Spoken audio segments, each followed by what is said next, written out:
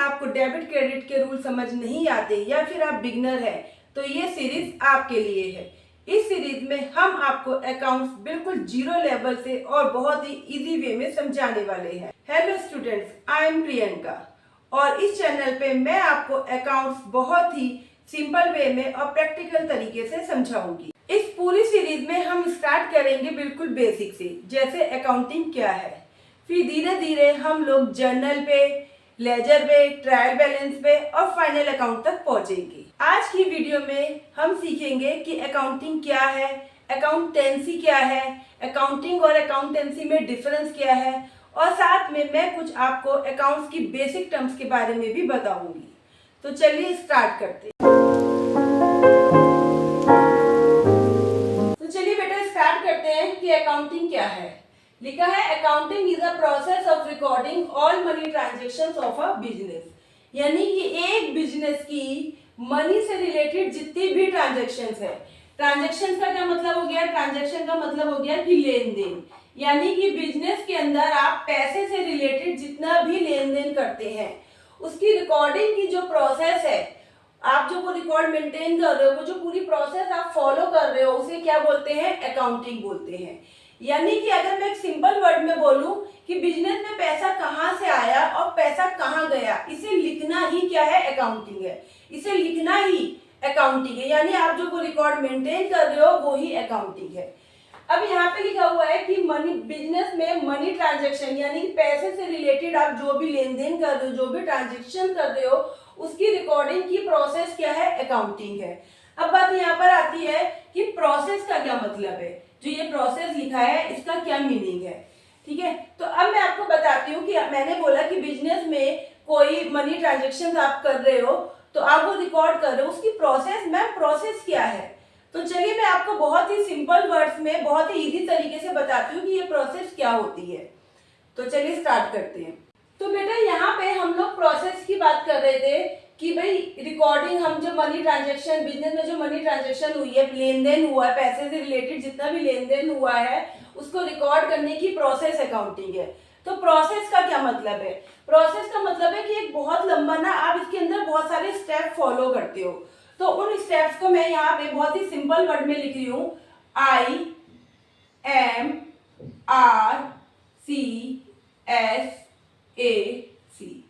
यानी कि ये सारे वर्ड जो मिलके, ये सारे कैरेक्टर मिलके ये आपकी क्या बना देते हैं? ये प्रोसेस बना देते हैं। जो ये वर्ड आया है इन सबको मिला के आपकी वो प्रोसेस कंप्लीट होती है, ठीक है। अब क्या क्या प्रोसेस, मैंने फिर से बोलूंगी, प्रोसेस की बात कर रहे हैं तो भाई प्रोसेस में क्या क्या स्टेप हमें फॉलो करने पड़ते हैं।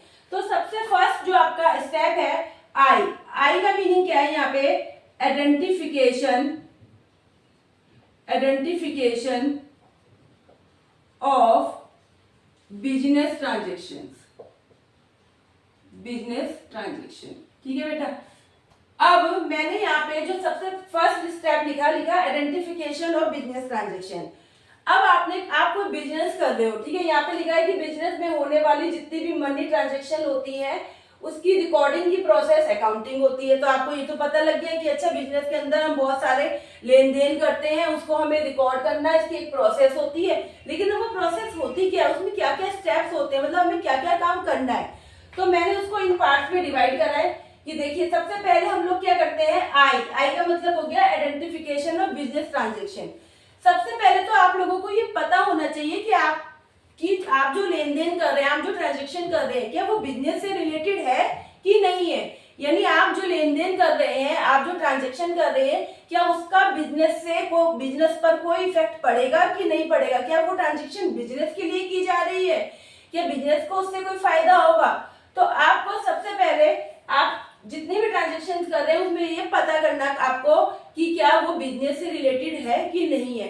सपोज आप अपने घर के लिए कोई सामान खरीद रहे हैं तो भाई वो आपने लेन देन करा, लेकिन वो लेन देन आपके बिजनेस से रिलेटेड नहीं है। तो सबसे पहले आपको क्या आना चाहिए कि बिजनेस से रिलेटेड जो भी ट्रांजेक्शन है आप उनको क्या करोगे? आइडेंटिफाई करोगे कि हाँ भाई ये लेन देन जो मैंने किया है वो मेरे बिजनेस के लिए करा है, इससे बिजनेस पे इफेक्ट पड़ेगा मेरे, ठीक है। अब उसके बाद सेकंड आता है एम का मतलब है major in terms of money, money. अब आपने ये तो आइडेंटिफाई कर लिया कि भाई मैंने जो भी ट्रांजेक्शन करी है वो बिजनेस से रिलेटेड है, यानी बिजनेस के लिए ही करी है, जो भी काम हुआ मेरा लेना देना वो बिजनेस से के लिए ही हुआ है, बिजनेस से रिलेटेड है। अब भाई आपने ये तो आइडेंटिफाई कर लिया, लेकिन अब आपको उसको क्या करना है, उस ट्रांजेक्शन को आपको मेजर करना है इन टर्म्स ऑफ मनी। यानी आपने बोला कि मैंने अपने बिजनेस के लिए एक मशीन खरीदी है, बिजनेस से रिलेटेड ट्रांजेक्शन है, तो भाई मशीन कितने की खरीदी है, मशीन को आपको किस में मेजर करना है, मनी की टर्म में, कि मशीन मैंने 50,000 की खरीदी है, यानी वो मनी की फॉर्म में आपका अमाउंट आना चाहिए। तो सबसे फर्स्ट आपका क्या था कि आपने सबसे पहले बिजनेस की ट्रांजेक्शन को आइडेंटिफाई करा, फिर उस ट्रांजेक्शन को आपने किस में मेजर करा, मनी की टर्म में ही। भाई मैंने जो ये काम कराया है इसका मनी की टर्म में क्या इफेक्ट हो रहा है, कितने का सामान लिया है या कितनी की पेमेंट करी है, एक अमाउंट आपके पास, आपको वो क्या करना है, मेजर करना है। थर्ड नंबर पे अब आपको क्या करना है बच्चे, आपको अब करनी है रिकॉर्डिंग। अब आपको क्या करनी है, रिकॉर्डिंग करनी है। आपने बिजनेस से रिलेटेड जितनी भी ट्रांजेक्शन थे उनको आइडेंटिफाई कर लिया, आपने उनको पहचान लिया कि भाई ये ट्रांजेक्शन मेरी बिजनेस की है, ठीक है। आपने उनको मनी की टर्म में मेजर भी कर लिया, आपने देख लिया कि इस लेन देन से मेरे 500 रुपए गए हैं या 50,000 की मशीन खरीदी है, आपने मनी की टर्म में उसे मेजर भी कर लिया। अब आपको क्या करना पड़ेगा, अब आपको उसको रिकॉर्ड करना पड़ेगा, कहीं ना कहीं लिखना पड़ेगा कि भाई ये लेन देन मैंने किया है, ये सामान मैंने खरीदा है, ये मैंने बेचा है, ये मैंने पेमेंट करी है। तो यानी कि आप जो भी आपने काम कर रहा है आपको उसे क्या करना पड़ेगा, रिकॉर्ड करना पड़ेगा। तो जो ये रिकॉर्ड हम करते हैं, ये हम एक बुक होती है जिसे हम बोलते हैं जर्नल, तो हम वहां करते हैं, ठीक है। तो ये मैं आपको आगे पढ़ाऊंगी कि जर्नल क्या होता है, ठीक है। तो हम क्या करते हैं, हम लोग फिर क्या, जब हमें पता लग गया कि मनी की टर्म में हमने मेजर कर लिया, तब हम उसको रिकॉर्ड करते हैं, कहीं ना कहीं लिखते हैं कि भाई ये ट्रांजेक्शन मैंने की है बिजनेस में अपने। अब जब आपने रिकॉर्ड भी कर लिया, तो अब उसके बाद आपको क्या करना है बच्चे, अब आपको करना है क्लासीफाई। क्लासीफाई क्लासीफाई का क्या मीनिंग है, तो बेटा अब आपने क्या करा कि आपने बहुत सारी ट्रांजेक्शन करी। सपोज आपने किसी को कैश दिया, ठीक है, आपने फर्नीचर खरीदा, आपने कंप्यूटर खरीदा, आपने रेंट पे किया, यानी आपने बहुत सारी ट्रांजेक्शन करी, फर्नीचर की, कंप्यूटर की, रेंट की, कैश, किसी को कैश दिया, किसी से कैश लिया, तो आपने ऐसे बहुत सारे लेन देन करे अपने बिजनेस के अंदर। आपने उसको मनी की टर्म में मेजर भी कर लिया कि भाई इतना रुपए यहाँ पे, इतने रुपए यहाँ पे, इतने रुपए यहाँ पे। फिर आपने उसको रिकॉर्ड भी कर लिया, सारी ट्रांजेक्शन को आपने एक साथ रिकॉर्ड कर लिया डेट वाइज। अब भाई आपने रिकॉर्ड तो कर लिया, अब मैंने उनको क्या करने को कह रही हूँ, उनको आपको क्या करना है, क्लासीफाई करना है। क्लासीफाई करना है यानी कि सपोज आपने फर्नीचर की कम से कम 10 बार आपने फर्नीचर से रिलेटेड ट्रांजेक्शन करी है। कभी फर्नीचर खरीदा है, कभी आज खरीदा, फिर 4 दिन बाद खरीदा, या फर्नीचर में कहीं आपने बेच दिया अपना कुछ पुराना।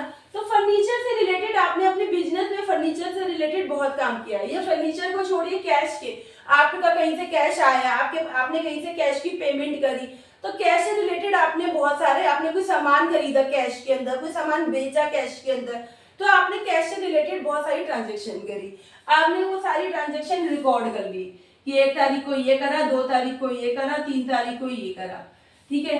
अब आपने रिकॉर्डिंग तो कर ली, अब वो रिकॉर्डिंग में क्या है कि वो जो रिकॉर्डिंग है आपकी वो एक साथ हो रही है। अगर मैं आपसे पूछूं कि अगर सारी ट्रांजेक्शन में मैं सिर्फ कैश से रिलेटेड पूछूं कि कैश से रिलेटेड सारी एक साथ कर दो, तो वो क्या हो गया, वो हो गया आपका क्लासीफाई। मतलब आपने उनको क्या कर दिया, अलग अलग टर्म के अंदर उनको रिकॉर्ड मेंटेन करा, यानी कैश का आपने एक साथ कर लिया, फर्नीचर का एक साथ कर लिया, कंप्यूटर का एक साथ कर लिया, रेंट का एक साथ, तो इसे हम क्या बोलते हैं, क्लासीफाई कर लिया। और ये हम किस में करते हैं, ये हम करते हैं लेजर के अंदर, ये हम करते हैं लेजर के अंदर। यानी आपने जितनी भी आपने ट्रांजेक्शन करी थी उसको पहले मनी की टर्म में मेजर कर लिया, उसके बाद उसकी रिकॉर्डिंग कर ली। अब सारी रिकॉर्डिंग में तो सब ट्रांजेक्शन मिक्स है, कोई कैश की है, कोई बैंक की है, कोई फर्नीचर की है, कोई कंप्यूटर की है, कोई रेंट की है। तो आपने क्या करा, एक जैसी ट्रांजेक्शन को सेम, जैसे कैश है तो कैश से रिलेटेड सारी ट्रांजेक्शन को एक साथ कर लिया, फर्नीचर है तो फर्नीचर से रिलेटेड सारी ट्रांजेक्शन को एक साथ करा, तो ये आपने क्या करा, क्लासीफाई कर लिया उनको। ठीक है बेटा। अब नेक्स्ट है आपका एस। एस का क्या मीनिंग है? एस का मीनिंग है कि अब आपको उन्हें क्या करना है, समराइज करना है। आपने सारी कैश की सारी ट्रांजेक्शन को अलग नोट कर लिया, भाई कैश की एक साथ कर लिया, बैंक की अलग कर लिया। अब मैंने बोला कि आपने कैश की सारी ट्रांजेक्शन को, यानी ये आपने 4 बार यहाँ पे कैश लिखा है, तो कैश से रिलेटेड आपने इन चारों को एक साथ कर लिया। ठीक है। अब सपोज इसमें कई बार पैसा आपके पास आया होगा, कई बार आपने पैसा दिया होगा, कैश दिया होगा, तो मैंने बोला कि आपने टोटल मिला के 2000 रुपए आपको क्या हुए, रिसीव्ड हुए। ठीक है। और आपने 1500 रुपए की क्या कर दी, पेमेंट कर दी। आपने 1500 रुपए की क्या कर दी, पेमेंट कर दी। 2000 रुपए आपको मिले। ठीक है। अलग अलग हो सकते हैं, कहीं से 500 किसी से 800 किसी से 1500। ठीक है, छोटा अमाउंट लेके चल रही हूँ मैं। ठीक है। तो किसी से 400 कुछ पैसे आपको मिले, आपने सारे लिख लिए। पेमेंट कहाँ कहाँ करी, किसी को 600, किसी को 900, किसी को 1500 आपने पेमेंट करी। तो टोटल पेमेंट आपने 1500 की करी, टोटल रिसीव्ड आपने लिख लिया कि 2000 रुपए हुए। तो ये अब समराइज का मतलब है कि अगर आप इसको देखेंगे तो आप बोलोगे 2000 रुपए मुझे मिले, 1500 की पेमेंट करी, तो एक अमाउंट आपके पास कितना निकल कर आया, 500 रुपए का। कि फाइनली मेरे पास आए कितने पैसे, 500 रुपए। क्यों? क्योंकि टोटल तो 200 रुपए आए थे, लेकिन 2000 रुपए आए थे, लेकिन 2000 में से 1500 रुपए की मेरी पेमेंट हो गई है, तो मेरे पास फाइनली कितने पैसा बचा, 500 रुपए। तो ये आपने क्या करा है, समराइज कर दिया। मतलब कि उन पूरे कैश में, कैश का पूरा रिकॉर्ड जो था उससे आपने एक आंसर निकाला कि फाइनली इससे क्या हुआ कि मुझे 500 रुपए मिले हैं एक्स ज्यादा। मतलब 2000 टोटल मिले थे, 1500 रुपए की पेमेंट कर दी, तो मेरे पास कितने अब बचे हैं, 500 रुपए मेरे पास बचे हैं। ठीक है। या फिर आपने 2000 मिले थे, आपने 4000 की पेमेंट कर दी, 3000 की सॉरी आपने 1000 की पेमेंट कर दी, तो आप बोलोगे कि मेरे पास 1000 रुपए बचे हैं। ठीक है। तो इस तरीके से पूरी पर्टिकुलर टर्म से, यानी कैश है तो कैश से क्या फाइनल आंसर क्या आया। ऐसे ही आप फर्नीचर का कर दो तो फर्नीचर का सारे रिकॉर्ड को कैलकुलेट करने पे क्या आंसर आ रहा है, फर्नीचर ज्यादा का खरीदा है या ज्यादा का सेल करा है। अगर आप रेंट की बात कर दो तो टोटल रेंट में क्या कितना टोटल रेंट आया है या कितना रेंट पे किया है। तो एक फाइनल आंसर आपका जरूर निकलेगा हर एक रिकॉर्ड से, चाहे आप कैश का रिकॉर्ड मेंटेन कर रहे हैं, फर्नीचर का, तो एक आंसर तो निकलेगा कि भाई आपके पास ज्यादा आया है या ज्यादा गया है, आपकी इनकम हुई है या फिर एक्सपेंस है। तो यानी आपने उनको क्या कर दिया, समराइज कर दिया, यानी कि आपने पूरे रिकॉर्ड से एक आउटपुट निकाला कि भाई 500 रुपए मेरे पास आ रहे हैं, 2000 आए थे, 1500 चले गए, तो 500 रुपए मेरे पास बचे हैं। अब आपने उसको समराइज भी कर दिया। अब आपको क्या करना है, आपको एनालिसिस करना है। ठीक है। एनालाइज करना है कि भाई जो 500 बचे हैं ये मेरा प्रॉफिट है कि लॉस है। अभी तो मैंने सिर्फ कैश की बात करी है, यहाँ पे बहुत सारे अकाउंट मेंटेन होंगे। जैसे आप कैश का करेंगे रिकॉर्ड, फर्नीचर का अलग रिकॉर्ड, कंप्यूटर का अलग रिकॉर्ड, बैंक का अलग रिकॉर्ड, बिल्डिंग का अलग रिकॉर्ड, और भी बहुत सारे एक्सपेंसेस होते हैं, इनकम होती है, उन सबका अलग अलग आपके लेनदार होते हैं, देनदार होते हैं। ठीक है। जिसे हम बोलते हैं डेटर और क्रेडिटर, तो सबका आप रिकॉर्ड अलग अलग मेंटेन करेंगे। तो अब उन सब फाइनल आप क्या निकालेंगे, एनालिसिस करेंगे कि भाई सब इन सब के उससे, इन सब का रिकॉर्ड मेंटेन करने से मुझे क्या हुआ है, मुझे प्रॉफिट हुआ है कि लास्ट में लास्ट कि लॉस हुआ है। तो आप उसका जो आप उसे क्या करेंगे, उसका एनालिसिस करेंगे कि सारा प्रोसेस ये सब करने से मुझे प्रॉफिट हुआ कि लॉस हुआ। आपने ये एनालाइज करा। अब इसके बाद जब आपको पता लग गया भाई आपको प्रॉफिट हुआ है कि लॉस हुआ है, अब आप इसे क्या करेंगे, आप इसे कम्युनिकेट करेंगे यूजर को। आप क्या करेंगे, आप करेंगे कम्युनिकेट टू यूजर। भाई आपने फिर से एक बार रिवाइज करते हैं, आपने बिजनेस ट्रांजेक्शंस को आइडेंटिफाई करा कि भाई ये मेरी बिजनेस की ट्रांजेक्शंस बिजनेस से रिलेटेड है, बिजनेस के लिए करा ये सारा काम मैंने लेन देन। फिर आपने उसको मनी की टर्म में मेजर भी कर लिया कि हाँ भाई इतने का इतना इतना अमाउंट मेरा इन सब ट्रांजेक्शन का ये अमाउंट है। फिर आपने उनको रिकॉर्ड कर लिया, सारी ट्रांजेक्शन को आप रिकॉर्ड करते चले गए। फिर आपने उनमें से एक जैसी ट्रांजेक्शन को एक साथ क्लासिफाई कर लिया, यानी कि कैश का सारा रिकॉर्ड अलग कर लिया, बैंक का अलग कर लिया, कंप्यूटर का अलग कर लिया, बिल्डिंग का अलग कर लिया, सबका रिकॉर्ड आपने अलग अलग मेंटेन कर लिया। उसके बाद आपने क्या करा, समराइज करा, यानी कैश का सारा रिकॉर्ड मेंटेन करने से क्या इफेक्ट पड़ा है, कितना कैश आया है, कितना गया है। तो एक आपके पास जरूर एक आंसर आएगा कि भाई जैसे कि मैंने अभी बताया 2000 आए थे, 1500 चले गए, तो फाइनली मेरे पास 500 रुपए बचे हैं। ऐसे ही आपका बैंक से, आपका बिल्डिंग के, सबसे जो भी आप रिकॉर्ड मेंटेन करो सबसे एक एक आंसर आपका आएगा। फिर उसके बाद आपने क्या करा, एनालिसिस करा कि भाई मुझे ये सारा काम करने में मुझे प्रॉफिट हुआ है कि लॉस हुआ है। अब आपको पता लग गया कि आपको प्रॉफिट हुआ है या लॉस हुआ है, अब आपको वो क्या करना पड़ेगा, कम्युनिकेट करना पड़ेगा टू यूजर, अपने यूजर्स को बताना पड़ेगा। यूजर्स का मतलब हो गया कि भाई आपके बिजनेस में कौन कौन रिलेटेड है, आपके बिजनेस से कौन कौन टच में है, मतलब आपके बिजनेस में कौन कौन लोग इंटरेस्टेड है, किस को इफेक्ट पड़ता है आपके बिजनेस में प्रॉफिट और लॉस का। तो यहाँ पे यूजर दो तरह के होते हैं, एक इंटरनली होते हैं और एक एक्सटर्नली होते हैं। तो इंटरनली वो यूजर होते हैं जो आपके बिजनेस के अंदर है, जैसे कि आपके बिजनेस में, आप बिजनेस का जो मालिक है उसको पता होना चाहिए भाई मेरे बिजनेस में क्या हो रहा है, प्रॉफिट हो रहा है कि लॉस हो रहा है। आपके बिजनेस में आपकी कंपनी का कोई मैनेजर है, उसे पता होना चाहिए कि कंपनी को प्रॉफिट हो रहा है कि लॉस हो रहा है।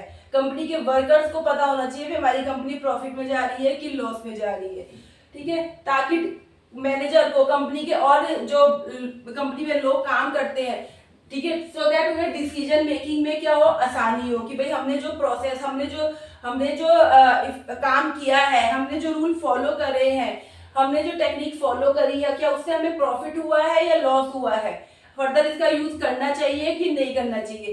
तो ऐसे बहुत सारे डिसीजंस कंपनी में लेने होते हैं, अपने बिजनेस में हमें लेने होते हैं। तो अगर हमें प्रॉफिट हुआ है या लॉस हुआ है तो हमें अपने इंटरनली यूजर्स को बताना पड़ेगा, बताना चाहिए कि भाई हमें प्रॉफिट हुआ है और लॉस हुआ है, क्या हुआ है। अब बात करते हैं एक्सटर्नली यूजर की। एक्सटर्नली यूजर का मतलब हो गया कि भाई जो आपके बिजनेस में नहीं है लेकिन उनको आपके बिजनेस से इफेक्ट पड़ता है, जैसे कि गवर्नमेंट, भाई आप प्रॉफिट होगा तो बिजनेस, गवर्नमेंट उतना ही तो टैक्स लेगी जितना प्रॉफिट होगा, प्रॉफिट के अकॉर्डिंग ही तो टैक्स लेगी, ठीक है। तो आप बिजनेस में आप अपने गवर्नमेंट को बताओगे कि भाई मुझे इतने का प्रॉफिट हुआ है, तो उसके परसेंट के हिसाब से वो आपसे जो भी होगा वो आपसे टैक्स लेगी। कंपनी में जो लोग इन्वेस्ट करते हैं, तो भाई इन्वेस्टर, तो अगर आपके बिजनेस में कोई इन्वेस्ट कर रहा है तो उसे पता होना चाहिए ना कि कितना प्रॉफिट हुआ है या कितना लॉस हुआ है। अगर प्रॉफिट हुआ है तो आप डेफिनेटली लोगों को बताओगे, सो दैट वो आपकी कंपनी में, आपके बिजनेस में और इन्वेस्ट करें, है ना। ऐसे ही शेयर होल्डर हो गए, बड़ी बड़ी कंपनीज में क्या होता है, भाई कंपनी को प्रॉफिट होता है तभी तो लोग शेयर खरीदते हैं। तो यानी कि आपको आपके बिजनेस को प्रॉफिट हो रहा है कि लॉस हो रहा है, ये आपको अपने यूजर्स को बताना ही पड़ेगा कि मुझे लॉस हो रहा है हमारी कंपनी को या हमारे बिजनेस को, या फिर प्रॉफिट हो रहा है। तो देखिए बेटा, इस पूरी प्रोसेस को मैंने कितने सिंपल वे में आपके सामने रख दिया कि ये पूरी प्रोसेस है कि हमने बिजनेस की ट्रांजैक्शन को आइडेंटिफाई, यानी नंबर 1 स्टेप से स्टार्ट करा और धीरे धीरे प्रॉफिट और लॉस निकालने के बाद हमने अपने यूजर को बता भी दिया कि हमें प्रॉफिट हो रहा है या लॉस हो रहा है। तो जो ये पूरी प्रोसेस है ना, ये पूरी प्रोसेस है IMRCSAC। आप इसको याद कर लीजिए, आपको कहीं कंफ्यूजन नहीं होगी भाई क्या क्या काम करते हैं, कुछ नहीं, आपको बस ये याद कर लीजिए। याद करते आपको पता लग जाएगा कि स्टार्टिंग कहाँ से हो रही है, कि सबसे पहला स्टेप क्या होता है और सबसे लास्ट स्टेप क्या होता है, एक एक करके बहुत ही सिंपल तरीके से मैंने आपको बताया कि बिजनेस में ट्रांजैक्शन को पहले पहचानिए कि क्या क्या बिजनेस से रिलेटेड है, बिजनेस के लिए है, फिर उसको मनी की टर्म में मेजर करिए, फिर आप उसकी रिकॉर्डिंग करिए, सारी ट्रांजैक्शन को एक जगह पे नोट करिए, फिर उनको क्लासीफाई करिए, एक तरह की ट्रांजैक्शन एक तरफ, एक जैसी ट्रांजैक्शन एक तरफ, मतलब कैश से रिलेटेड है तो एक तरफ, अगर आपकी फर्नीचर से रिलेटेड है तो एक तरफ, बैंक से रिलेटेड है तो एक साइड। फिर उसको समराइज करिए, यानी कि उससे फाइनल आंसर निकालिए, ठीक है। उसके बाद एनालिसिस करिए कि प्रॉफिट निकला है कि लॉस निकला है, और ये निकालने के बाद अपने यूजर्स को बता दीजिए कि भाई हमें प्रॉफिट हुआ है कि लॉस हुआ है। तो इन सारे स्टेप में ये आपकी पूरी प्रोसेस क्या हो गई, फॉलो हो गई। यानी कि एक बिजनेस में मनी की ट्रांजैक्शन को जो आपने स्टार्ट किया था नंबर 1 से आइडेंटिफाई करने से, उस सबको आपने लास्ट तक रिकॉर्डिंग जो है उसकी जो प्रोसेस है वो क्या हो गई, अकाउंटिंग हो गई। यानी कि ये पूरी प्रोसेस क्या हो गई, आपकी अकाउंटिंग हो गई। तो बेटा आई थिंक आप लोगों को बहुत अच्छे से समझ में आ गया होगा कि अकाउंटिंग क्या है, कि वो प्रोसेस जो बार बार बोलते हैं प्रोसेस है रिकॉर्ड करने की प्रोसेस है, तो वो प्रोसेस क्या है। तो ये पूरी की पूरी जो ये स्टेप लिखे हैं ये पूरी प्रोसेस है। ठीक है, बहुत ही इजी वे में मैंने आप लोगों को समझाया है कि आई थिंक आपको ये देखने के बाद, ये पढ़ने के बाद आपको याद भी हो गया होगा कि बिल्कुल सबसे पहले क्या करना है भाई, सबसे पहले आइडेंटिफाई करना है, फिर उसको मनी की टर्म में लिखना है, फिर उसको रिकॉर्ड कर लेना है, फिर एक जैसी टर्म्स को यानी कैश वालों को अलग कर लेना है, बैंक वालों को अलग कर लेना है, फिर उनसे फाइनल आउटपुट निकाल लेना है, और उसके बाद आप देखना है कि आपको प्रॉफिट हुआ है कि लॉस हुआ है। तो बेटा ये होती है आपकी अकाउंटिंग, कि अकाउंटिंग क्या होती है। तो चलिए अब अकाउंटिंग सीखने के बाद अब हम लोग पढ़ते हैं कि अकाउंटेंसी क्या होती है। ये तो आपने जो पढ़ा ये तो अकाउंटिंग थी, अकाउंटेंसी क्या होती है, ठीक है, और इन दोनों में डिफरेंस क्या है, क्योंकि बच्चे बहुत कंफ्यूज रहते हैं कि मैम अकाउंटिंग तो आपने बताया कि प्रोसेस है, तो अकाउंटेंसी भी तो फिर वही हुई, फिर दोनों में डिफरेंस क्या है, एक जैसे तो वर्ड है तो इनमें अलग अलग क्या है। तो चलिए अब मैं आपको बताती हूँ कि अकाउंटेंसी क्या होती है। तो चलिए स्टूडेंट अब सीखते हैं कि अकाउंटेंसी क्या होती है। यहाँ लिखा है accountancy is the study of principle of accounting. अब आपने अभी तक पढ़ा था कि अकाउंटिंग क्या है, कि अकाउंटिंग एक प्रोसेस है, यानी कि बिजनेस में आप बहुत सारी ट्रांजेक्शन्स करते हो मनी से रिलेटेड, तो उसकी रिकॉर्डिंग की एक प्रोसेस है, यानी कि बहुत सारे आप स्टेप फॉलो करते हो उसके अंदर, उसको हम क्या बोलते हैं, अकाउंटिंग बोलते हैं। यानी क्या क्या ट्रांजेक्शन्स आप कर रहे हो उसको रिकॉर्ड करने की जो प्रोसेस है उसको अकाउंटिंग बोलते हैं हम लोग। अब अकाउंटेंसी में लिखा है कि is the study of principle of accounting, यानी अकाउंटिंग के, यानी आपने जो अकाउंटिंग है इसके जो प्रिंसिपल्स की स्टडी कर रहे हो आप लोग, वो क्या है, वो अकाउंटेंसी है। तो अगर बहुत ही सिंपल वर्ड्स में बोलूं कि अकाउंटेंसी क्या है, कि आप अकाउंटिंग को कैसे करना है ये सीखना अकाउंटेंसी है। अकाउंटिंग के अंदर क्या रूल, क्या मेथड, क्या प्रिंसिपल यूज होते हैं ये पढ़ना, ये सीखना आपकी अकाउंटेंसी है। यानी कि अकाउंटिंग क्या है, अकाउंटिंग तो एक प्रोसेस है जिसमें आप काम करते हो, कि भाई आपने कोई ट्रांजेक्शन है उसको रिकॉर्ड कर रहे हो, उसको फिर आप क्लासीफाई कर रहे हो, फिर आप उसको एनालिसिस कर रहे हो, तो वो तो अकाउंटिंग है। लेकिन ये काम सब कैसे होगा, इन सब काम के लिए क्या रूल फॉलो करने हैं, ये सीखना आपका अकाउंटेंसी है। बहुत ही सिंपल वर्ड्स में बोलूंगी कि अगर आपकी कोई ट्रांजेक्शन हुई है, आपने कोई लेन देन किया है, अगर आप उसका रिकॉर्ड मेंटेन कर रहे हो, आप लिख रहे हो कि ट्रांजेक्शन हुई है, तो ये अकाउंटिंग है। लेकिन अगर ये ट्रांजेक्शन जो आपने लिखी है, अगर आप ये सीख रहे हो कि ट्रांजेक्शन को लिखना कैसे है, भाई ट्रांजेक्शन जो हुई है उसको लिखना क्या, उसके क्या रूल है, आप ये पढ़ रहे हो, तो ये अकाउंटिंग है, सॉरी ये अकाउंटेंसी है ना। अगर एक एग्जांपल दूं, सपोज आपने 1000 रुपए की कहीं पे पेमेंट करी, या आपने कोई पेमेंट करी, ठीक है, आपने 1000 रुपए की पेमेंट करी। अब आप इसका क्या कर रहे हो, आपने 1000 रुपीज की पेमेंट करी अपने बिजनेस के अंदर, आप इसका रिकॉर्ड मेंटेन करोगे, आप इसको रिकॉर्ड करोगे, कहीं ना कहीं लिखोगे कि भाई मैंने 1000 रुपए पे करे, ठीक है। आप जो ये लिख रहे हो, ठीक है, वो क्या है, वो अकाउंटिंग है, क्योंकि आप उसे क्या कर रहे हो, आप उसे रिकॉर्ड कर रहे हो।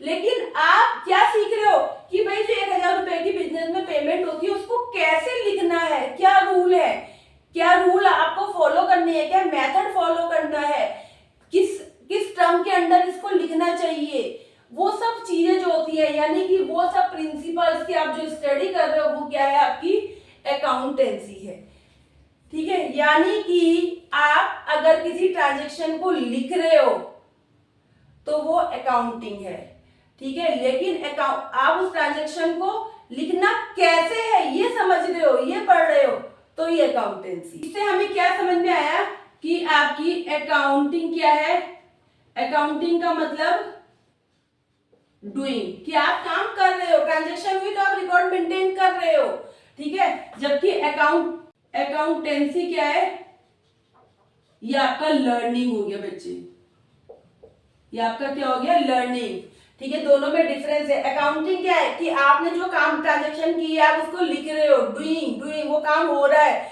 आप उसको इसका रिकॉर्ड मेंटेन कर रहे हो, आप उसका एनालिसिस कर रहे हो, समराइज कर रहे हो, क्लासीफाई कर रहे हो, वो काम कर रहे हो, तो वो आप अकाउंटिंग कर रहे हो।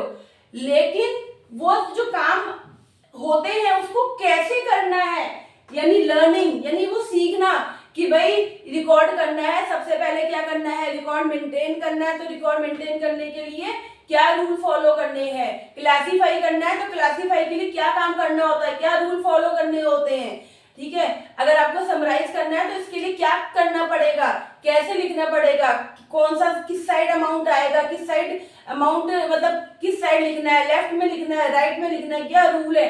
तो अगर आप वो सब सीख रहे हो तो वो क्या हो गई आपकी अकाउंटेंसी यानी लर्निंग। अकाउंटिंग क्या हो गई, डूइंग, और अकाउंटेंसी क्या हो गया, लर्निंग हो गया। तो बेटा दोनों में डिफरेंस आप लोगों को समझ में आ गया होगा कि अकाउंटिंग क्या है। अकाउंटिंग एक प्रोसेस है, कोई काम जो हो रहा है बिजनेस के अंदर, जो ट्रांजेक्शन हो रही है उसके लिए आप जो रिकॉर्ड मेंटेन कर रहे हो, वो प्रोसेस जो है वो अकाउंटिंग है, यानी यह काम हो रहा है, आपको सब पता है, आप उसको कर रहे हो। लेकिन अकाउंटेंसी क्या है कि जो ये प्रोसेस है, अकाउंटिंग है, आप जो ये प्रोसेस फॉलो करते हो, इस प्रोसेस को फॉलो करने में क्या रूल जो है, जो प्रिंसिपल है, उसके सिद्धांत क्या है, उसकी स्टडी कर रहे हो, रूल्स को पढ़ रहे हो कि कैसे करना पड़ेगा, क्या क्या रूल फॉलो होंगे, क्या मेथड फॉलो होगा, ये सब क्या है, वो अकाउंटेंसी है। दोनों में डिफरेंस है। तो आई होप आप लोगों को बहुत अच्छे से समझ में आ गया होगा कि दोनों में क्या डिफरेंस है। दोनों अलग अलग टर्म्स है, एक के अंदर आप काम कर रहे हो, प्रोसेस है एक, और दूसरे के अंदर आप उस प्रोसेस को समझ रहे हो कि उस प्रोसेस को करने के रूल क्या है, मेथड क्या है, प्रिंसिपल्स क्या है, ठीक है बेटा। तो यहाँ पे मैंने आप लोगों को अकाउंटिंग और अकाउंटेंसी के डिफरेंस के बारे में बता दिया है कि दोनों क्या चीज है और दोनों में क्या डिफरेंस है। तो मैं आपको अब सिखाने जा रही हूँ अकाउंट की कुछ बेसिक टर्म्स, ठीक है। ये बेसिक टर्म्स बहुत इंपॉर्टेंट है, आपकी बार बार यूज होगी, हर बार ऑलमोस्ट हर क्वेश्चन में आपको ये टर्म्स पढ़ने को मिलेंगी। तो ये बहुत सारी टर्म्स होती हैं, लेकिन अभी मैं आपको सिर्फ क्या करवा रही हूँ, सिर्फ बेसिक टर्म्स, कि जिससे जब मैं आपको पढ़ाऊंगी तो आपको आपके माइंड में वो पता होना चाहिए कि अच्छा इस वाली टर्म का ये मीनिंग होता है ना। तो वो बेसिक टर्म्स मैं आपको पढ़ाने जा रही हूँ। तो चलिए स्टार्ट करते हैं। चलिए स्टूडेंट्स, अब बात करते हैं बेसिक अकाउंटिंग टर्म्स की। बेटा आप लोगों के अकाउंट्स में ना बहुत सारी ऐसी टर्म्स हैं जो बहुत यूज होती हैं, यानी वो अकाउंट्स की टर्म है और बहुत यूज होती है। यानी आप नेक्स्ट क्लास से, अगली क्लास से हम जो भी पढ़ेंगे उसमें काफी बार ये यूज होगी। तो आप लोगों को इनका ना मीनिंग पता होना चाहिए। ऐसे तो बहुत सारी टर्म्स है, ठीक है, मैं आपको सारी तो नहीं, लेकिन उसमें से जो बहुत यूज होती है, जो बेसिक टर्म्स है, वो टर्म्स उनके बारे में मैं आपको थोड़ा सा बता रही हूँ, सो दैट जब हम आगे पढ़ें तो आप लोगों को उनके मीनिंग पता हो, तो आपको क्या होगा, उसको आपको समझने में इजी रहेगा, आप लोग कंफ्यूज नहीं होंगे। तो चलिए पढ़ते हैं। तो सबसे पहले बेटा बिजनेस ट्रांजेक्शन। बिजनेस ट्रांजेक्शन वैसे तो आपको नाम से ही समझ में आ रहा है कि बिजनेस में होने वाली ट्रांजेक्शन, यानी बिजनेस में आप जो भी ट्रांजेक्शन करते हो, लेन देन करते हो, उसे हम क्या बोलते हैं, बिजनेस ट्रांजेक्शन। यानी कि फाइनेंशियल ट्रांजेक्शन, यानी फाइनेंशियल मतलब वही पैसों के अंदर, that is exchange of money. Money को आप कहीं से ले रहे हो, पैसे को कहीं दे रहे हो, अपनी कोई सर्विस दे रहे हो, उसके बिहाफ आपको क्या मिलता है, आपको पैसे मिलते हैं, ठीक है। आपको अपना कोई सामान दे रहे हो, गुड्स का मतलब यहाँ पे आप समझ लीजिए सामान दे रहे हो अपना, ठीक है, अपना कोई माल दे रहे हो, उसके बदले में आपको पैसा मिल रहा है। यानी कि बिजनेस ट्रांजेक्शन का मतलब हो गया कि वो सब लेन देन, वो फाइनेंशियल पैसे के वो सब लेन देन जो आप अपने बिजनेस के लिए करते हो, ठीक है। अब आता है फाइनेंशियल या अकाउंटिंग ईयर। इसमें लिखा है it is a 12 months time period in which a business record all it's income और एक्सपेंस। यानी ये क्या है, ये 12 महीने का एक पीरियड है, एक टाइम पीरियड है, जिसमें एक बिजनेस क्या करता है, अपनी सारी इनकम की कहां कहां से इनकम आई और कहां कहां से आपका पैसा गया, यानी खर्चे हुए, वो सब रिकॉर्ड करता है।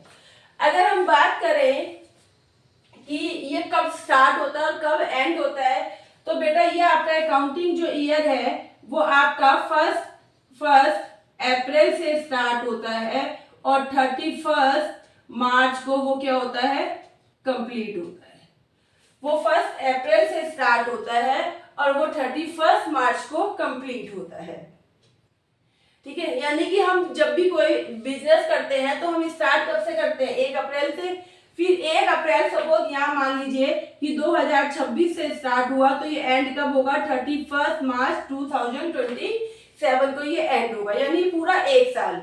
हम जो भी बिजनेस करते हैं वो कितने टाइम के लिए करते हैं, 1 साल। यानी कि टाइम का मतलब कि ये नहीं कि हम उसे रोक देते हैं, मतलब 1 साल के अंदर हम क्या करते हैं, उसका प्रॉफिट और लॉस निकालते हैं। यानी कि हम 1 अप्रैल से हमने स्टार्ट करा तो 31 मार्च को हम लोगों को पता लग जाता है, यानी कि हमारे बिजनेस के अंदर कितना प्रॉफिट हुआ है और लॉस हुआ है तो लॉस कितना हुआ है।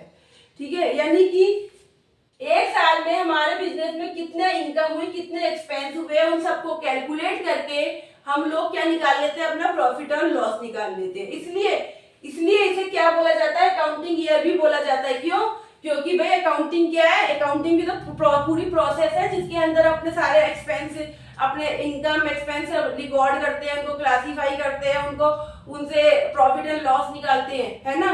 तो पूरा जो टाइम था, वो जो प्रोसेस हम फॉलो कर रहे थे अकाउंटिंग में, जो 7 स्टेप 8 स्टेप हमने फॉलो करे हैं, जो स्टेप्स हमने फॉलो करे हैं, वो स्टेप्स हम इस पूरे साल में करते हैं और लास्ट में हमें पता लग जाता है कि हमें प्रॉफिट हुआ है कि लॉस हुआ है। यानी 1 अप्रैल से स्टार्ट करते हैं और नेक्स्ट ईयर के 31 मार्च को हम लोग एंड करते हैं। अब बात यहाँ पर आती है फाइनेंशियल और अकाउंटिंग ईयर। मैम इस मतलब कि 12 मंथ्स का फाइनेंशियल ईयर भी होता है, अकाउंटिंग ईयर भी होता है। हाँ बेटा, ये ऑलमोस्ट सेम है, लेकिन इन दोनों में अगर वैसे तो ये बिल्कुल दोनों की सेम डेफिनेशन चलेगी, लेकिन अगर मैं आपको बताऊं कि इनमें एक छोटा सा डिफरेंस है। वो क्या डिफरेंस है कि फाइनेंशियल ईयर तो हमेशा हमारे जो इंडिया में है ना, वो तो हमेशा 1 अप्रैल से स्टार्ट होता है और नेक्स्ट ईयर 31 मार्च को एंड होता है ना। हमेशा 1 अप्रैल से। आप देखिए आप लोगों के अब तो क्या क्लासेस भी जल्दी स्टार्ट हो जाती है। हमारे जो स्कूल चलते थे वो भी 1 अप्रैल से चलते थे, है ना। अब तो खैर हो जाते हैं जल्दी, लेकिन 1 अप्रैल जो होता है, 1 अप्रैल से हम लोगों का न्यू मतलब स्टार्ट होता है ईयर, और अगले साल अगले ईयर 31 मार्च को खत्म हो जाता है। तो हम जितना भी बिजनेस करते हैं ना, वो स्टार्टिंग हमेशा 1 अप्रैल से करते हैं और नेक्स्ट ईयर 31 मार्च को हम लोग क्या करते हैं, उसको कंप्लीट कर लेते हैं, उस साल को कंप्लीट कर लेते हैं और उसका प्रॉफिट एंड लॉस कैलकुलेट कर लेते हैं। तो बेटा ये तो हमारा फाइनेंशियल ईयर हो गया, है ना। अब मैंने बोला कि छोटा सा लिटिल बिट डिफरेंस है अकाउंटिंग ईयर और फाइनेंशियल ईयर में। हमारे इंडिया में तो हमारा फाइनेंशियल ईयर यही है, यही होता है, ठीक है। लेकिन अकाउंटिंग ईयर में कभी कभी, वैसे तो यही होता है, अकाउंटिंग ईयर भी यही चलता है। आप लोग जब बुक्स में पढ़ेंगे क्वेश्चन में यही होता है, लेकिन कभी कभी ना आपकी बुक्स में क्वेश्चन में अकाउंटिंग ईयर जो है ना, वो कई बार क्वेश्चन में दे रखा होता है 1 जनवरी से स्टार्ट हुआ, 31 मार्च को कंप्लीट हुआ। वो इसलिए क्योंकि हमारे इंडिया में तो हम लोग यही मानते हैं अकाउंटिंग ईयर भी, फर्स्ट हम अपना काम 1 अप्रैल से स्टार्ट करते हैं और नेक्स्ट ईयर 31 मार्च को ही उसको कंप्लीट करते हैं। लेकिन हमारे जो बाहर की कंट्रीज है ना, बाहर की कई कंट्रीज में क्या होता है, 1 जनवरी से स्टार्ट करते हैं और 31 दिसंबर को वो क्या करते हैं, उसका एंड करते हैं। तो अकाउंटिंग ईयर और फाइनेंशियल ईयर में यही डिफरेंस है कि फाइनेंशियल ईयर जो है वो गवर्नमेंट ने डिसाइड कर रखा है हमारा 1 अप्रैल से 31 मार्च, ठीक है। लेकिन अकाउंटिंग ईयर में क्या है कि वो अकाउंटिंग ईयर क्या होता है कि जिस पूरे साल, मतलब वो टाइम जब आपने बिजनेस स्टार्ट करा, यानी कि आपने बिजनेस की रिकॉर्डिंग, इनकम और एक्सपेंस की रिकॉर्डिंग स्टार्ट करी और लास्ट में जब खत्म करी, तो वो अकाउंटिंग ईयर हो गया। अब अकाउंटिंग ईयर जैसे मैंने बोला कि बाहर की कंट्री में जनवरी से भी स्टार्ट कर लेते हैं, तो यहाँ पे चेंज हो जाता है कि फाइनेंशियल ईयर तो हमेशा आपका 1 अप्रैल से लेकर 31 अप्रैल रहेगा, लेकिन कई बार अकाउंटिंग ईयर जो है वो 1 जनवरी से स्टार्ट करके 31 दिसंबर भी हो जाता है, ठीक है। यानी आपने बिजनेस कब स्टार्ट करा और आप उसका मतलब प्रॉफिट एंड लॉस पूरे साल का कब कैलकुलेट करो। यानी अगर आपने 1 जनवरी से स्टार्ट करा रिकॉर्डिंग और आप 31 दिसंबर तक कैलकुलेट कर रहे हो, तो आपका अकाउंटिंग ईयर क्या हो गया, जनवरी टू दिसंबर। लेकिन अगर आपने 1 अप्रैल से स्टार्ट करा और आप 31 मार्च कर रहे हो, तो आपका अकाउंटिंग ईयर क्या हो गया, अप्रैल टू मार्च हो गया। लेकिन फाइनेंशियल ईयर हमेशा आपका अप्रैल से मार्च ही होता है, बस, ठीक है। तो ज्यादा डिफरेंस नहीं है, बस यही है कि कभी कभी अकाउंटिंग में बिजनेस करते समय हमारी इंडिया में तो यही चलता है, लेकिन बाहर की कंट्री में जनवरी से दिसंबर तक भी हो जाता है। तो वहां पे वो अकाउंटिंग ईयर चेंज कर लेते हैं, यानी कि उनका जनवरी टू दिसंबर हो जाता है, यानी बिजनेस स्टार्ट करा और उसका एंड, जो रिकॉर्डिंग का एंड था वो कब था। तो ये था फाइनेंशियल ईयर और अकाउंटिंग ईयर। हम लोग जो क्वेश्चन करते हैं वो अप्रैल से लेकर मार्च तक ही करते हैं। अब इसके बाद एक टर्म आती है बिजनेस में कैपिटल। यहाँ पे लिखा है अमाउंट इन्वेस्टेड इन बिजनेस।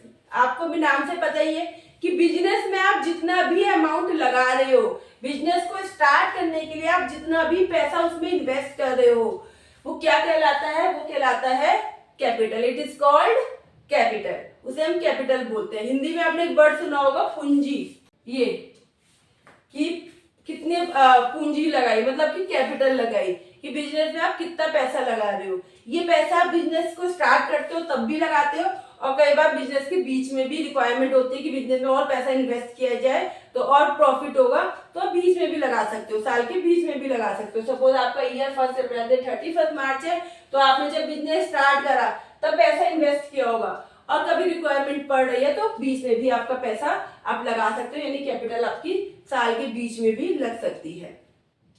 ठीक है बेटा, तो अब हम आगे बढ़ते हैं। ये आपको मैंने बिजनेस ट्रांजैक्शन बताई, फाइनेंशियल अकाउंटिंग ईयर बताया क्या होता है, और कैपिटल बता दी क्या होती है। तो चलिए अब अगली टर्म पढ़ते हैं। तो बेटा आपकी नेक्स्ट जो टर्म है वो है असेट्स। ठीक है, असेट्स को हिंदी में क्या बोलते हैं हम? संपत्ति। यानी कि संपत्ति का मतलब क्या हो गया कि अगर मैं बहुत सिंपल वर्ड्स में बोलूँ तो प्रॉपर्टी। ठीक है, आप रहते हो तो आप क्या बोलते हो? हमारे पास इतने की प्रॉपर्टी है, हमारे पास इतने टोटल प्रॉपर्टी हमारी इतनी है। तो इसका मतलब क्या है कि आपके पास इतनी प्रॉपर्टी, मतलब आपके पास वो संपत्ति है। तो बिजनेस के अंदर जो संपत्ति होती है ना, उसे हम क्या बोलते हैं? असेट्स बोलते हैं। यानी कि असेट्स या संपत्ति, यानी कि बिजनेस के पास कैश कितना है, कि बिजनेस का बैंक में अमाउंट कितना है, कितना फर्नीचर है, कितनी उसकी बिल्डिंग्स है, यानी उसके पास टोटल जो संपत्ति है वो कितनी है, यानी असेट्स कितनी है। यानी कि बिजनेस में यूज होने वाली संपत्ति, यानी बिजनेस की संपत्ति कितनी है टोटल, उसे हम क्या बोलते हैं? असेट्स बोलते हैं। तो ये असेट्स के बेटा टाइप भी होते हैं। एक होता है करंट असेट्स और एक होता है फिक्स असेट्स। अब और भी होते हैं जैसे फिक्टिशियस असेट्स, वो सब अभी हम नहीं पढ़ रहे, अभी बेसिक टर्म्स पढ़ रहे हैं। तो असेट्स का मीनिंग मैंने आपको बताया कि बिजनेस की संपत्ति कितनी है, प्रॉपर्टी कितनी है। ठीक है, आप इसे बोल सकते हो कि प्रॉपर्टी। भाई प्रॉपर्टी का मीनिंग तो सबको पता है ना, कि प्रॉपर्टी कितनी है, भाई कितनी बिल्डिंग है, कितना फर्नीचर है, कितना कंप्यूटर्स है, कितना कैश है उनके पास। ठीक है, तो वो सब क्या हो गया? आपकी उस बिजनेस की क्या हो गई? असेट्स हो गई। अब इस असेट्स को मैंने 2 पार्ट्स में डिवाइड करा है, करंट असेट और एक फिक्स असेट। अब जैसे कि मैंने आपको असेट्स बताई, आपको बताया जैसे आपके कैश कितना है, बैंक में कितना अमाउंट है, उसके बाद बिल्डिंग है तो भाई बिल्डिंग, भाई लाखों की बिल्डिंग है। ठीक है, फर्नीचर कितना है। ठीक है, तो ये सब क्या असेट्स है। अब इन असेट्स को हम लोग 2 पार्ट में डिवाइड करते हैं, करंट असेट्स और फिक्स एसेट। करंट असेट्स का मतलब होता है कि जिसे, अब मैंने आपको बताया था कि आपका फाइनेंशियल ईयर जो होता है, अकाउंटिंग ईयर 1 साल का होता है। ठीक है, 1 साल का होता है ना, आपको अभी बताया मैंने कि 1 अप्रैल से स्टार्ट हुआ और 31 मार्च को आपका कंप्लीट हो गया। 1 अप्रैल से शुरू हुआ, 31 मार्च को कंप्लीट हो गया।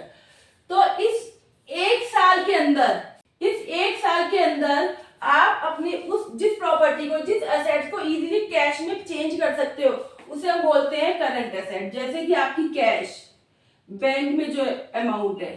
ठीक है, आपके यहाँ पे देनदार कितने हैं, भाई वो भी तो आपको पैसा देंगे, आपके देनदार।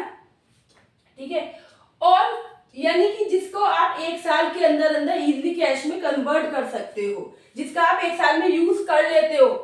ठीक है, वो हो गया आपकी करंट एसेट। फिक्स एसेट का मतलब है जो आपकी लॉन्ग लाइफ होती है, बहुत लंबे समय तक। जैसे कि बिल्डिंग हो गया, भाई बिल्डिंग एक बार खरीदी तो ये थोड़ी ना कि हर साल चेंज करोगे, सालों सालों का काम हो गया, 20 साल, 15 साल, 14 साल, 18 साल बिल्डिंग आपकी चल रही है। ठीक है, आपने फर्नीचर खरीदा तो भाई बेटा फर्नीचर आप ये थोड़ी ना कि आज कंप्यूटर खरीदा तो फिर आप 6 महीने बाद फिर एक कंप्यूटर खरीदोगे, 2 महीने बाद फिर एक कंप्यूटर। नहीं, वो कंप्यूटर खरीदा, फर्नीचर खरीदा, वो आप चलेंगे आपके 4 साल, 3 साल, 8 साल, जितने साल वो चल सकते हैं। तो ये क्या हो गया? फिक्स, यानी फिक्स है, यानी वो असेट लंबे समय के लिए चल रही है।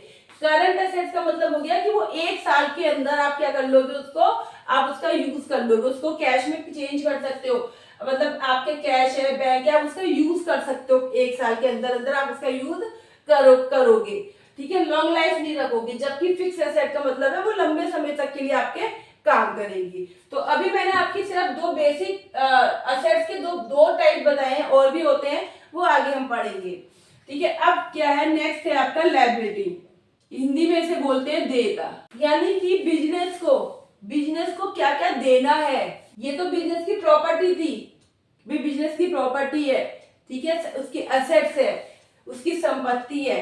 अब बिजनेस कर रहे हैं तो कई जगह आप बिजनेस को पैसा देना भी तो पड़ेगा, आपका बिजनेस, आपको कई जगह पेमेंट भी करनी पड़ेगी, तो उसे क्या बोलते हैं, लायबिलिटीज। आपको कहीं जगह पेमेंट करनी है, कोई लोन देना है, तो आपके ऊपर क्या है, लायबिलिटी। क्या आपने सुना होगा, आपने कई बार आपने अपनी डेली लाइफ में भी सुना होगा कि भाई बहुत लायबिलिटी है मेरे ऊपर, जिम्मेदारी है, यानी किसी का पैसा देना है तो जिम्मेदारी है उस पैसे देने की, तो वो क्या हो गया, लायबिलिटीज। इसको भी हिंदी में से बोलते हैं देयता, मतलब देना है आपको, आपको मतलब बिजनेस को, आपका बिजनेस है तो बिजनेस को देना है, ठीक है। ये भी दो तरह का होता है, एक करंट लायबिलिटी, एक बोल दीजिए नॉन करंट लायबिलिटी। सेम चीज, करंट लायबिलिटी का मतलब जो आपको 1 ईयर के अंदर पेमेंट करनी ही करनी है, जो आपको 1 ईयर के अंदर आपको खत्म करना ही करना है, ठीक है। 1 ईयर करंट, 1 ईयर के अंदर वो लायबिलिटी आपको कंप्लीट करनी ही पड़ेगी। आपके कोई लेनदार है, आपने उनसे कोई सामान खरीदा है, तो वो आपको क्या है, आपको उन्होंने 2 महीने का टाइम दे दिया कि 2 महीने बाद पेमेंट कर देना, आपको 3 महीने का टाइम दे दिया, 6 महीने का टाइम दे दिया, पर 1 साल से ज्यादा का टाइम नहीं देंगे, क्योंकि आपका जो बिजनेस है वो 1 साल के बाद आपको प्रॉफिट और लॉस बताना होता है। तो ये सारा काम किसमें चलेगा, 1 साल में। आपका अकाउंटिंग ईयर 1 ईयर का होता है, तो आपको उस 1 साल के अंदर अंदर पेमेंट करनी ही पड़ेगी। जैसे कि आपके लेनदार हो गए, क्रेडिटर्स, ठीक है, लेनदार हो गए, उनको आपको पैसा देना ही पड़ेगा आपको, ठीक है बेटा।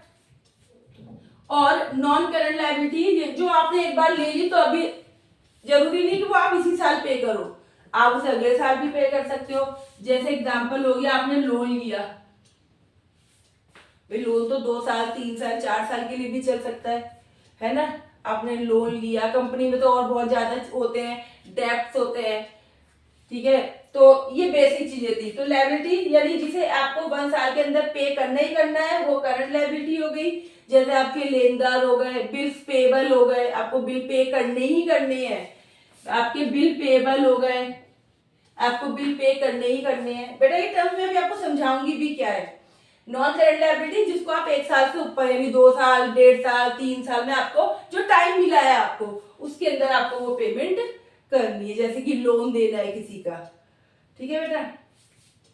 तो अब मैंने आपको असेट्स और लायबिलिटी भी समझा दिया है। अब आगे बढ़ते हैं नेक्स्ट टर्म के ऊपर। अब एक टर्म आती है आपकी गुड्स, इसे क्या बोलते हैं, माल। सपोज आप कोई बिजनेस कर रहे हो, आप टॉयज का बिजनेस कर रहे हो, ठीक है, आप टेडी बियर बनाते हो, ठीक है, आपका टेडी बियर का बिजनेस है, साइकिल का बिजनेस है, आपका टेबल, किसी भी चीज का बिजनेस है, टेबल का बिजनेस है, चेयर का बिजनेस है, ठीक है। तो आप जिस चीज का बिजनेस कर रहे हो वो क्या हो गया, आपके लिए माल हो गया, गुड्स हो गई है, ठीक है। अगर आप साइकिल का बिजनेस कर रहे हो तो आपके लिए गुड्स क्या हो गई, साइकिल हो गई। अगर आप टेडी बियर का, टॉयज का बिजनेस कर रहे हो तो आपके लिए माल क्या हो गया, टॉयज हो गए। अगर आप टेबल का बिजनेस कर रहे हो तो आपके लिए टेबल क्या हो गया, माल हो गया, गुड्स हो गई आपकी, ठीक है। तो जिस चीज का आप बिजनेस कर रहे हो वो आपके लिए क्या है, गुड्स है बेटा।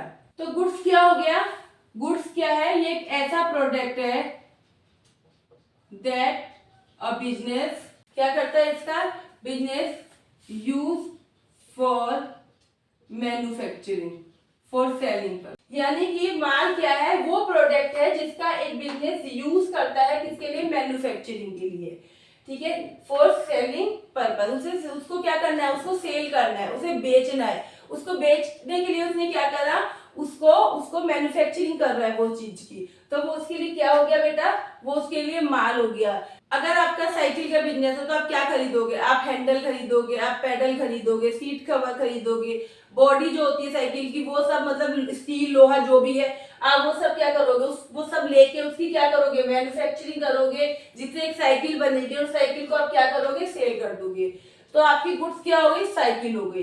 तो जो भी बिजनेस जिस चीज का हो रहा है, जिस चीज का बिजनेस कर रहे हो, वो प्रोडक्ट आपके लिए क्या हो गया, गुड्स हो गया। यानी मैं साइकिल का बिजनेस कर रही हूँ तो मेरे लिए साइकिल क्या हो गई, गुड्स हो गई।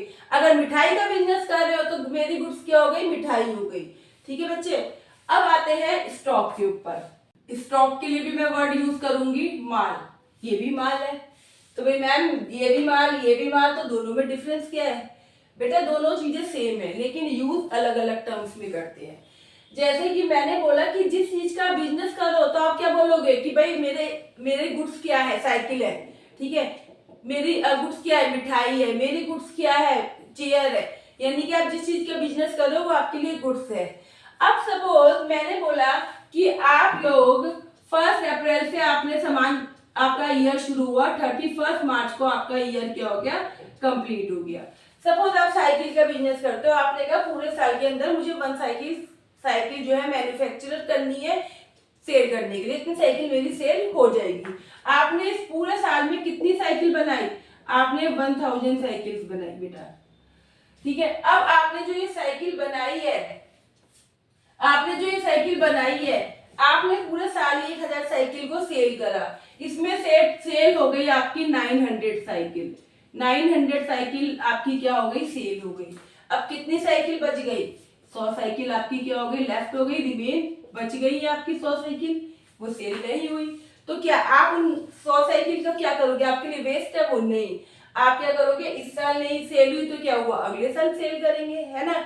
यानी कि आपने 1 अप्रैल 2025 और ये 2026 को, ये पूरे साल आपने 1000 साइकिल बनाई और उनको सेल करने का काम करा, उसमें से 900 साइकिल सेल हो गई, 100 साइकिल आपकी बच गई। तो अब आपका जब 1 अप्रैल 2026 शुरू होगा और ये कब खत्म होगा, 31 मार्च 2027 को। ठीक है, तो बेटा जो ये 100 साइकिल बची साल के लास्ट में, मार्च में आपको पता लगा कि 100 साइकिल मेरी सेल नहीं हुई है, तो साल के लास्ट में जब आपका ईयर क्लोज हो रहा है तो ये जो 100 साइकिल बची, ठीक है, ये 100 साइकिल और ये जो 100 साइकिल है वो क्या हो गया, आपका स्टॉक हो गया। जो सामान आपका अनसोल्ड था, बिका नहीं, अनसोल्ड, अनसोल्ड मतलब जो सेल नहीं हुआ, तो जो ये 100 साइकिल आपकी सेल नहीं हुई, ये क्या हो गया, आपका स्टॉक हो गया। यानी कि जब आप बिजनेस कर रहे हो तो आप बोलोगे मेरा गुड्स क्या, मेरा माल क्या है, साइकिल का, लेकिन जो साइकिल आपकी बच गई, सेल नहीं हुई आपकी, ठीक है, आपके अकाउंटिंग ईयर में सेल नहीं हुई, बच गई, साल के लास्ट में बच गई, यानी कि अनसोल्ड स्टॉक हो गया। अनसोल्ड स्टॉक वो आपका क्या बन गया, उसे हम क्या बोलेंगे, स्टॉक बोलेंगे। यानी अनसोल्ड जो माल बचा है आपका, उसको हम गुड्स नहीं बोलेंगे, उसे हम क्या बोलेंगे, स्टॉक। कितना स्टॉक पड़ा है, सुना होगा आपने, स्टॉक खत्म हो गया, है ना। तो यानी कि जब आप प्रोडक्ट बना रहे हो, उसके लिए सामान खरीद रहे हो, तो वो गुड्स है। जब वो बच गया वो सामान, आपकी साइकिल बन गई है लेकिन वो सेल नहीं हुई है, तो वो जो 100 साइकिल बची वो क्या हो गई, आपकी स्टॉक हो गई, माल, स्टॉक यानी कि बचा हुआ माल है। अब फर्दर इसको 2 पार्ट में हम लोग डिवाइड करते हैं, एक होता है ओपनिंग स्टॉक और एक होता है आपका क्लोजिंग।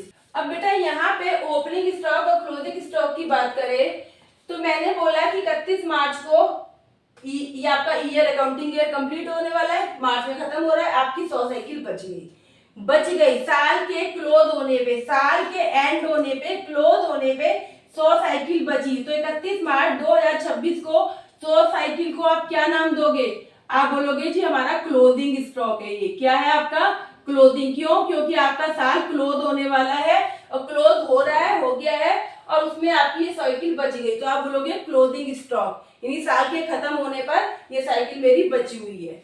अब ये 100 साइकिल आप क्या करोगे, अब इसको ये थोड़ा ना क्या फेंक दोगे कि चलो अब इसका यूज नहीं है, अगला साल शुरू होगा तो हम नया करेंगे। आप कहोगे कि इन 100 साइकिल का यूज हम अगले साल कर लेते हैं, यानी 1 अप्रैल 2026 को आपको फिर से 1000 साइकिल बनानी है। तो आप बोलोगे कि भाई पहले तो आपकी जो बची हुई साइकिल थी 100 वो लेकर आओ। तो 1 अप्रैल नया साल शुरू हुआ, ईयर ओपन हुआ, आप समझ लीजिए ईयर ओपन हुआ, नया ईयर शुरू हुआ। तो ये जो 100 साइकिल है ये आपकी क्या बन गई, ये आपकी ओपनिंग स्टॉक बन गया। यानी पिछले साल का बचा हुआ माल इस साल जो हम यूज करेंगे वो क्या कहलाएगा, ओपनिंग स्टॉक। पिछले साल जो बच गया था 31 मार्च 2026 को बचा, तो हमने उसे क्लोजिंग स्टॉक बोल दिया। और जब हमने 1 अप्रैल 2026 को यूज किया, तो हमने क्या बोला कि ओपनिंग स्टॉक कितना है, 100 साइकिल, यानी पहले से बचा हुआ माल कितना है, 100।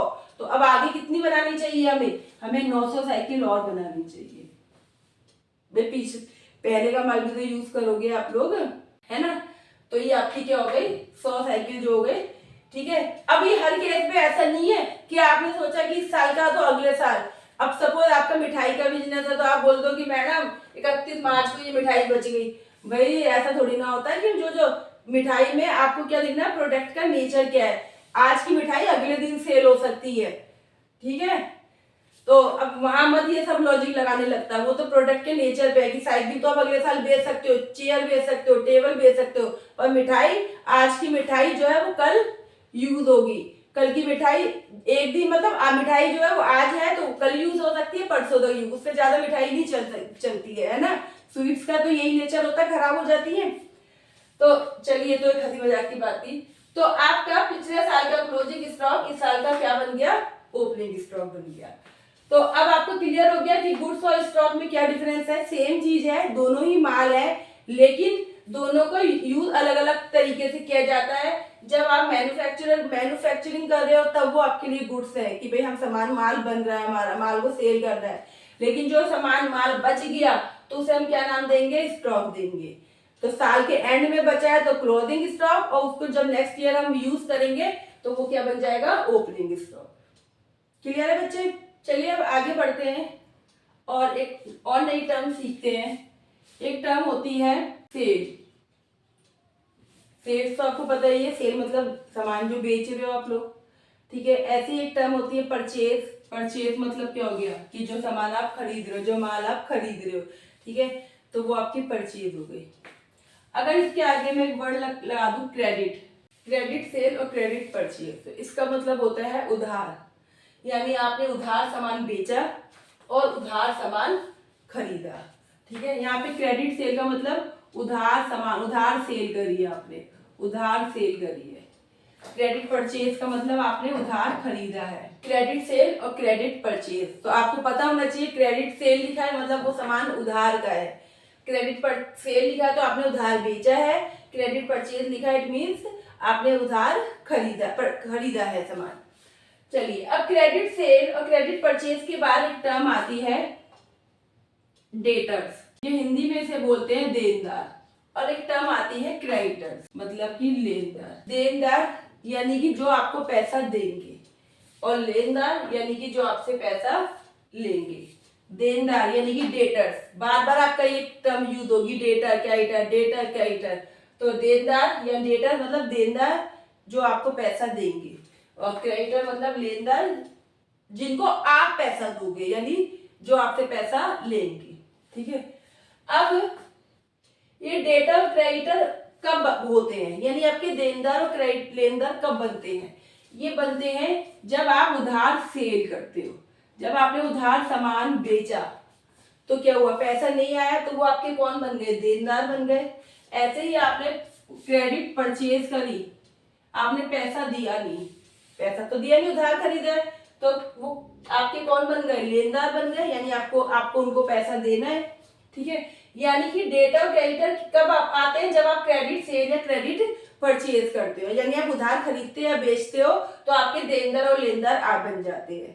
भाई है ना, आपने उधार बेचा है तो भी आपके देनदार होंगे ना, आपको पैसा देंगे, आज नहीं तो कल देंगे, 1 महीने बाद देंगे। ऐसे ही आपने उधार खरीदा है तो आपको भी पैसा देना पड़ेगा, ठीक है।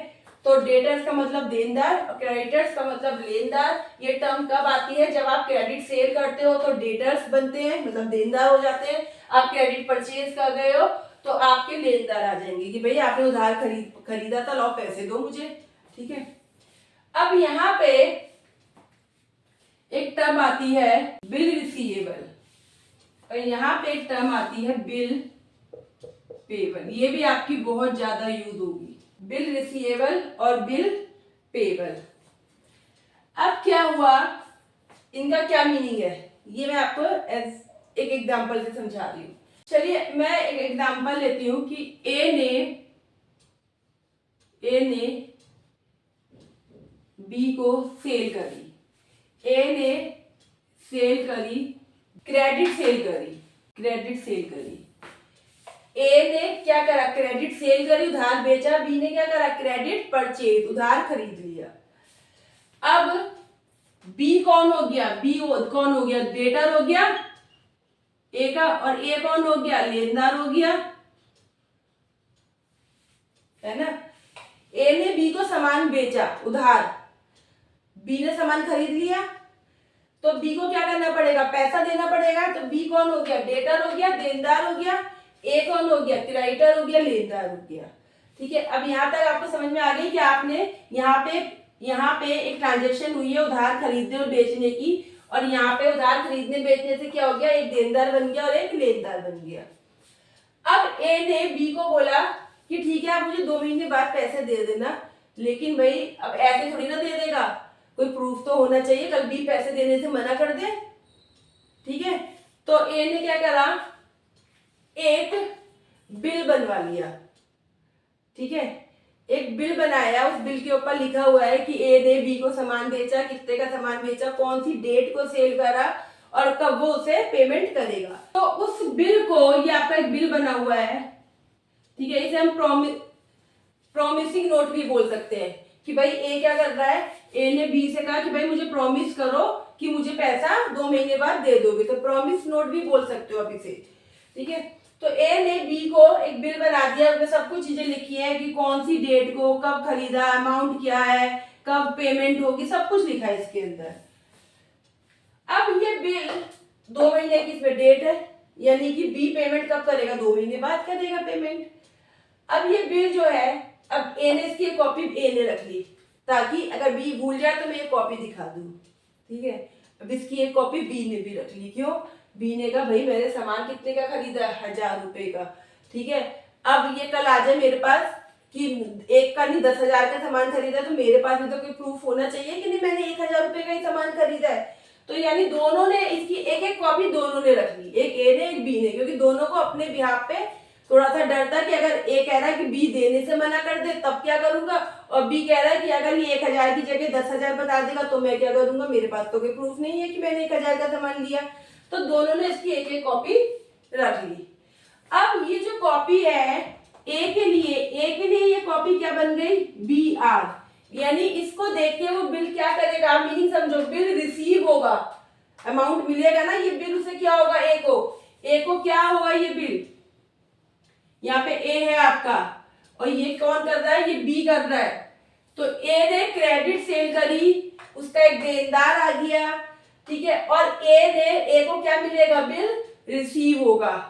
अब बी ने क्रेडिट परचेज, उधार खरीदा था, तो उसका क्या था, लेनदार था। कौन था लेनदार, उसका लेनदार कौन था भाई, उसका लेनदार था ए। और उस बिल के थ्रू बी को क्या करना है, बिल पे करना है, बी को क्या करना है, बिल पे करना है। यानी एक ही बिल आपके डेटर ने भी रखा, आपके क्रेडिटर ने भी रखा। ए के लिए वो बिल क्या है, बिल रिसीवेबल है। ठीक है, और बी के लिए वो बिल क्या है, बी के लिए वो बिल पेबल है। ए उस बिल को देख के याद रखेगा कि मुझे बिल रिसीव होना है, बिल रिसीव होना मतलब मुझे अमाउंट रिसीव होना है, और उस बिल के थ्रू बी को याद रहेगा कि भाई मुझे बिल क्या करना है, पे करना है, पेमेंट करनी है बिल की। यानी एक ही नोट, एक ही पेपर, एक ही बिल दोनों के लिए काम करेगा, लेकिन इसके लिए क्या हो गया, बिल रिसीवेबल, क्योंकि इसके थ्रू उसको पता लग रहा है कि मुझे बिल क्या होगा, रिसीव होगा। और बी क्या कह रहा है, बी के लिए बिल पेबल है, क्योंकि बी उसे देख के याद रखेगा कि भाई मुझे इतना बिल पे करना है। तो ये सारी जो टर्म्स बनी, ये सब हुआ क्यों, क्योंकि आपने क्या करा था, और बी ने क्या करा था, इन्होंने क्रेडिट सेल और परचेज करी थी। तो तो जब क्रेडिट सेल और परचेज करोगे तो आपके डेटर और क्रेडिटर भी बनेंगे, और जब डेटर और क्रेडिटर बनेंगे तो आपका बिल रिसीवेबल और बिल पेबल भी बनेगा। क्योंकि आप अगर आप किसी को उधार सामान दे रहे हो तो आपके पास कोई प्रूफ होना चाहिए कि भाई मैंने सामान बेचा या इससे खरीदा है। तो अगर आप बेच रहे हो तो आपके पास क्या आएगा, बिल रिसीवेबल आएगा, और अगर आप खरीद रहे हो तो आप क्या बन जाओगे, बिल पेबल। भाई खरीदा है ना तो पे तो करना ही पड़ेगा, तो खरीदा है तो आप क्या बन जाओगे, बिल पेबल। आपको क्या मिलेगा, एक बीपी मिलेगा, यहाँ पे क्या मिलेगा, बीआर मिलेगा। ठीक है बेटा, दोनों के मीनिंग अब क्लियर हो गए कि ये टर्म्स आपस में कैसे कनेक्टेड है। ये बीआर बीपी कब बनेंगे, जब आप क्रेडिट सेल और क्रेडिट परचेज करोगे। क्रेडिट सेल और परचेज करोगे तो आपके डेटर और क्रेडिटर्स भी बनेंगे, लेनदार और देनदार भी होंगे, और जब वो होंगे तो आपको बिल रिसीवेबल या बिल पेबल भी आपको मिलेगा। यानी आप या तो बिल रिसीव करोगे या फिर आप बिल पे करोगे। तो इस तरीके से ये तीनों टर्म्स आपस में कनेक्टेड है। क्लियर हो गया आपको ये इन तीनों का, क्योंकि बहुत जगह यूज होंगी आपकी कि आपको पता होना चाहिए बिल रिसीवेबल और बिल पेबल और ये कैसे आपस में कनेक्टेड है, क्यों ये आपस में कनेक्टेड है, ये भी मैंने आपको समझा दिया है। तो चलिए आगे बढ़ते हैं। अब बेटा आपकी जो नेक्स्ट टर्म है वो प्रॉफिट, एक है प्रॉफिट। तो प्रॉफिट तो आपको मीनिंग पता ही है, प्रॉफिट का क्या मीनिंग होता है, लॉस का क्या मीनिंग होता है ना। एक टर्म आती है आपकी डेबिट और एक टर्म आती है आपकी क्रेडिट। ठीक है, इन दोनों टर्म का बहुत यूज होने वाला है, बहुत बहुत। ठीक है, जब हम जनरल एंट्री करते हैं ना तो इन टर्म्स का यूज करते ही करते हैं। तो एक टर्म है आपकी डेबिट और एक है क्रेडिट। तो बेटा इन दोनों टर्म्स में हम आगे बात करेंगे, और अभी ऐसा नहीं है कि आपकी ये टर्म्स कंप्लीट हो गई है, और बहुत सारी टर्म्स हैं जो आएंगी, लेकिन ये आपकी बेसिक टर्म्स ही जो मैंने आपको आज सिखाई है, बताई है आप लोगों को। ठीक है, और भी टर्म्स आएंगी जो हम जब भी आएंगे उसके साथ हम लोग आपको समझाती चलूंगी कि वो क्या है, क्योंकि एक साथ सारा समझाने पर तो आपको सब कुछ समझ नहीं आ रहा, सब मिक्स हो जाना है। तो बेसिक टर्म्स मैंने आपको समझा दिए। ठीक है, और बाकी की टर्म जब भी आपके यूज होंगी मैं आपको तभी बताऊंगी कि भाई उनका क्या मीनिंग है, उसका कैसे यूज करना है। और रही बात डेबिट क्रेडिट की, तो ये मैंने आपको बोला कि इसको मैं आपको नेक्स्ट वीडियो में बताऊंगी। तो आज की वीडियो में इतना ही। तो बेटा मैंने आपको बिल्कुल बेसिक से सिखाया है आज कि अकाउंटिंग क्या होती है, अकाउंटेंसी क्या होती है, दोनों में डिफरेंस क्या होता है, और बेसिक टर्म्स मैंने बिल्कुल जीरो लेवल से स्टार्ट करा है। बहुत इजी वे में आपको समझाने की कोशिश करी है विद एग्जाम्पल, यानी एग्जाम्पल भी दिए मैंने सो दैट आपको अच्छे से समझ में आए। अगर आपको आज की वीडियो बहुत अच्छी लगी हो, आपको ये एक्सप्लेनेशन अच्छे से समझ में आई हो, आसान लगी हो और क्लियर है वो आपको, तो प्लीज हमारी वीडियो को लाइक करें, अपने फ्रेंड के साथ शेयर करें और चैनल को सब्सक्राइब जरूर करें। Thank you for watching.